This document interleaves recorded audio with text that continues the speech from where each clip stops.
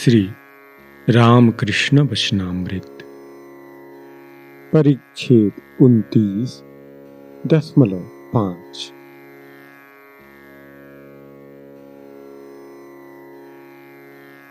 तव कथामृतं तप्तजीवनं कविभिरीडितं कल्मषापहम्। श्रवणमङ्गलम् श्रीमदाततं भुवि गृह्णन्ति ये भूरिदा जना। भुवि गृह्णन्ति ये भूरिदा जना।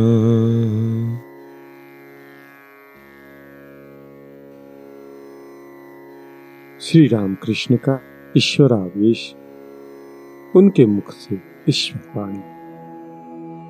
श्री रामकृष्ण समाधिमग्न हैं, अपनी छोटी खाट पर बैठे हुए हैं।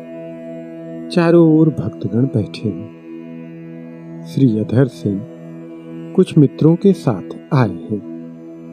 अधर डिप्टी मजिस्ट्रेट है। इन्होंने श्री रामकृष्ण को पहले एक बार देखा है, आज दूसरी बार देख रहे हैं। इनकी उम्र लगभग 29-30 वर्ष की होगी।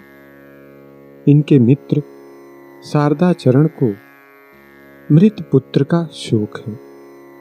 ये स्कूलों के डिप्टी इंस्पेक्टर रह चुके हैं, अब पेंशन ले ली है। साधन भजन पहले ही से कर रहे हैं। बड़े लड़के का देहांत हो जाने से किसी तरह मन को सांत्वना नहीं मिलती, इसीलिए अधर उन्हें श्री रामकृष्ण के पास ले आए हैं। बहुत दिनों से अधर स्वयं भी श्री रामकृष्ण को देखना चाहते थे। श्री रामकृष्ण की समाधि छूटी। आंखें खोलकर आपने देखा, कमरे भर के लोग आपकी ओर ताक रहे हैं। उस समय आप अपने आप कुछ कहने लगे। क्या श्री रामकृष्ण के मुंह से ईश्वर स्वयं उपदेश दे रहे हैं? श्री रामकृष्ण, कभी कभी विषयी मनुष्यों में ज्ञान का उन्मेष होता है, वह दीप शिखा की तरह दिख पड़ता है। नहीं, सूर्य की किरण की तरह छेद के भीतर से मानो किरण निकल रही है। विषयी मनुष्य और ईश्वर का नाम, उसमें अनुराग नहीं होता। जैसे बालक कहता है, तुझे भगवान की कसम है। घर की स्त्रियों का झगड़ा सुनकर भगवान की कसम याद कर ली।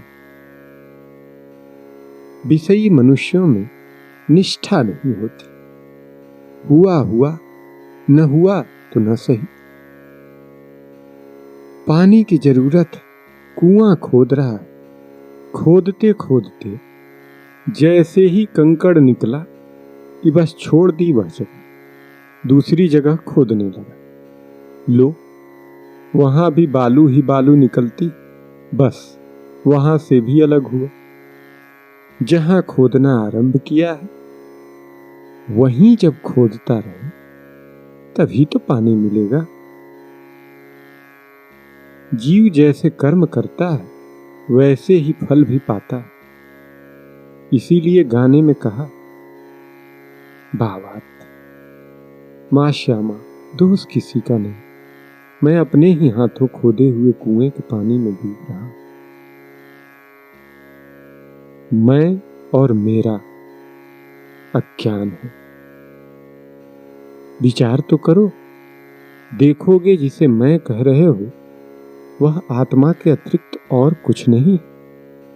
विचार करो, तुम शरीर हो या हाड़ हो या मांस या और कुछ, तब देखोगे तुम कुछ नहीं हो, तुम्हारी कोई उपाधि नहीं। तब कहोगे मैंने कुछ भी नहीं किया। मेरे न दोष हैं, न गुण, न पाप है, न पुण्य। यह सोना है और यह पीतल। ऐसे विचार को अज्ञान कहते हैं। और सब कुछ सोना है, इसे ज्ञान। ईश्वर दर्शन होने पर विचार बंद हो जाता है। फिर ऐसा भी है कि कोई ईश्वर लाभ करके भी विचार करता है, कोई भक्ति लेकर रहता है, उनका गुणगान करता है। बच्चा तभी तक रोता है जब तक उसे माता का दूध पीने को नहीं मिलता। मिला कि रोना बंद हो गया, तब आनंद पूर्वक पीता रहता है। परंतु एक बात है, कभी कभी वह दूध पीते पीते खेलता भी है और आनंद से किलकारियां भरता है। वे ही सब कुछ हुए, परंतु मनुष्य में उनका प्रकाश अधिक है।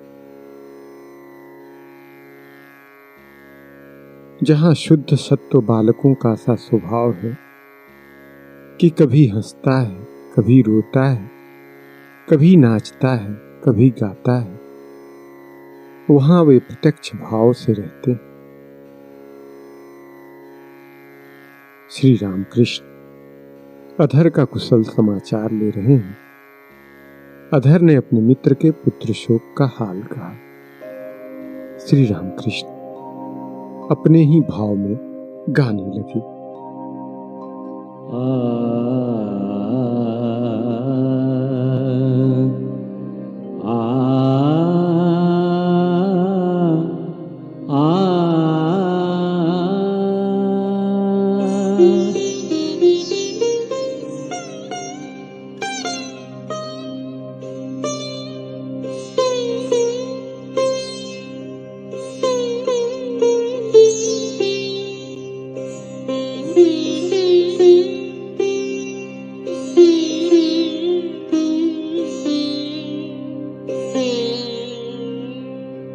जीव साजो समुद्रे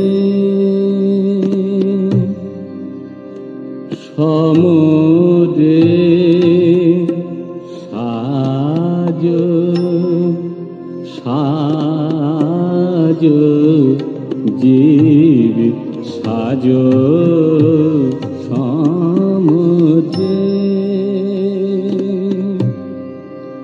ওরে রণবেশে কাল প্রদেশে রণবেশে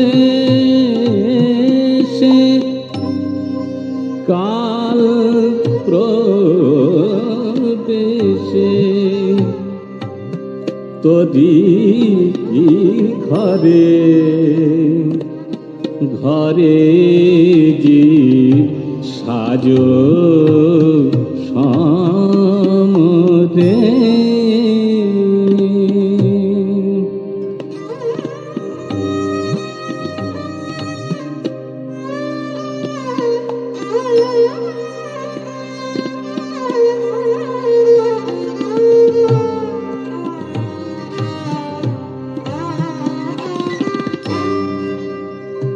ওরে ভক্তি রথে চড়ি লয়ে জ্ঞান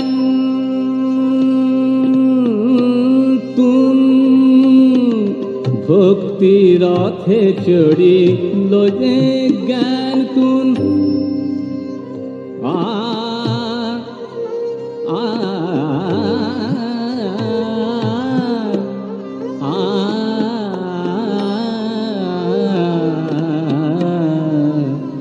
ভক্তি রথে চড়ি লোতে জ্ঞান তুম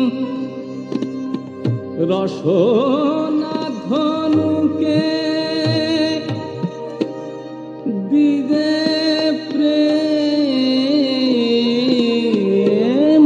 গুণ ভক্তি রথে চড়ি লোতে জ্ঞান তুম রসনা ধনুকে ধনুকে ধনুকে দিয়ে প্রেম গুণ ভক্তি রথে চড়িল যে জ্ঞান তুম রসনা ধনুকে দিদে প্রেম গুণ ব্রহ্মময়ীর নাম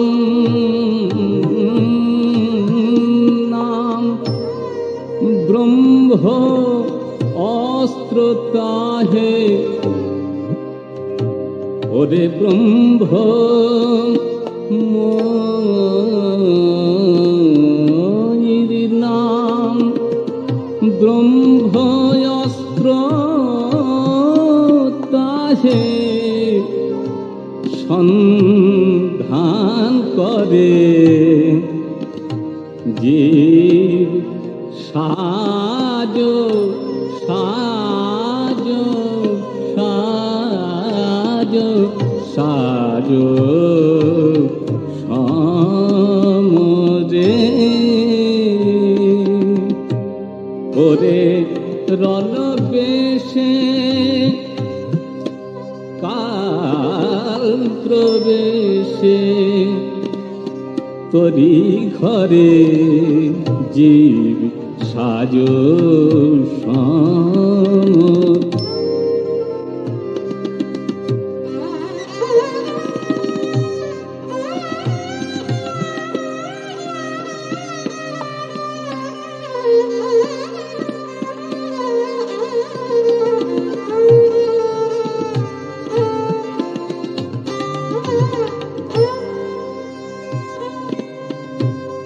আর এক যুক্তি রনে রনে চাই না রথরথি আর এক যুক্তি রনে চাই না রথরথি শত্রু নাশে জীব হবে সুসঙ্গতি আর এক যুক্তি প্রাণে চাই না রথরথি শত্রু নাশে জীব হবে সুসঙ্গতি রণভূমি যদি যদি করে দাশরথী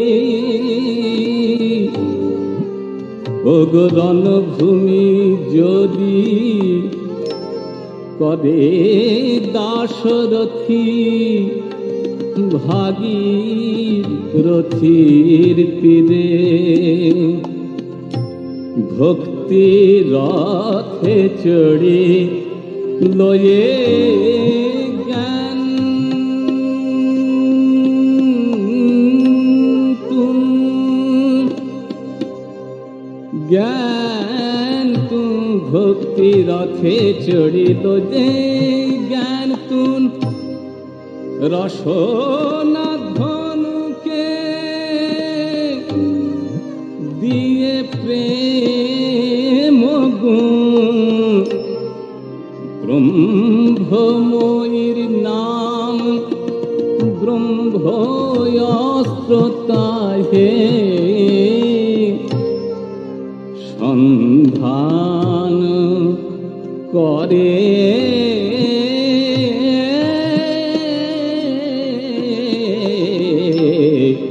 জীব সাজো জীব সাজো সমুদ্রে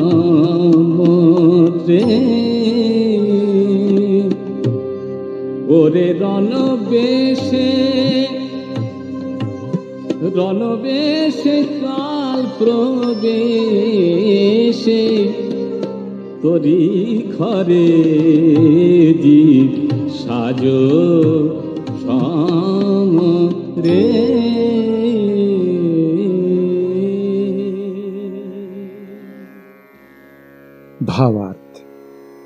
जीव, समर के लिए तैयार हो जाओ।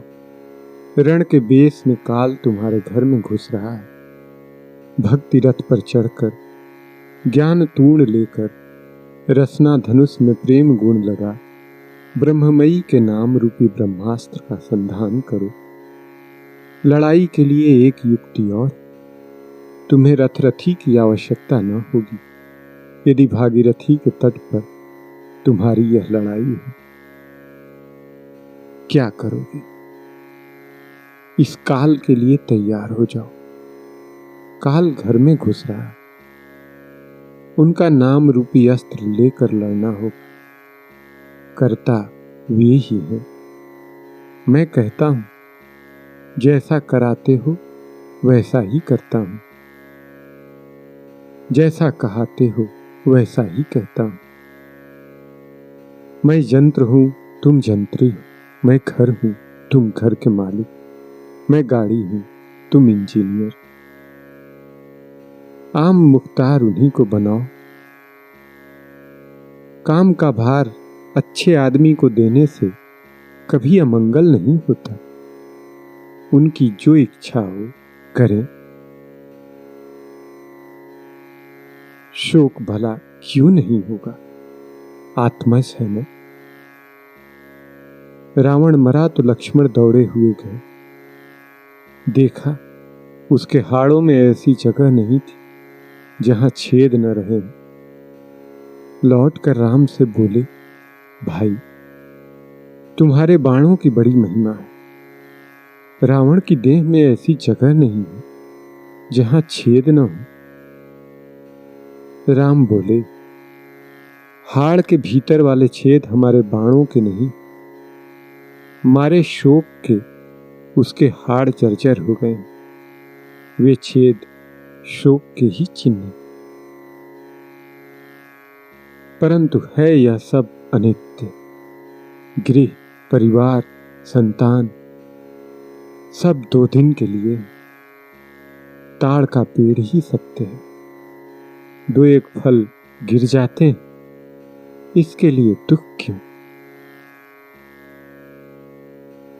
ईश्वर 3 काम करते हैं, सृष्टि, स्थिति और प्रलय। मृत्यु है ही। प्रलय के समय सब ध्वंस हो जाएगा, कुछ भी न रह जाएगा। मां केवल सृष्टि के बीज बीन कर रख देंगी, फिर नई सृष्टि होने के समय उन्हें निकालेंगी। घर की स्त्रियों के जैसे हंडी रहती, जिसमें वे खीरे कोहड़े के बीज, समुद्र फेन, नील का डला आदि छोटी छोटी पुटलियों में बांध कर रख देती हैं। सब हंसते।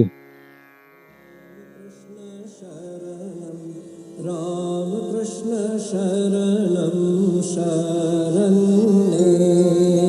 राम कृष्ण शरणं, राम कृष्ण शरणं, राम कृष्ण शरणं शरण्ये।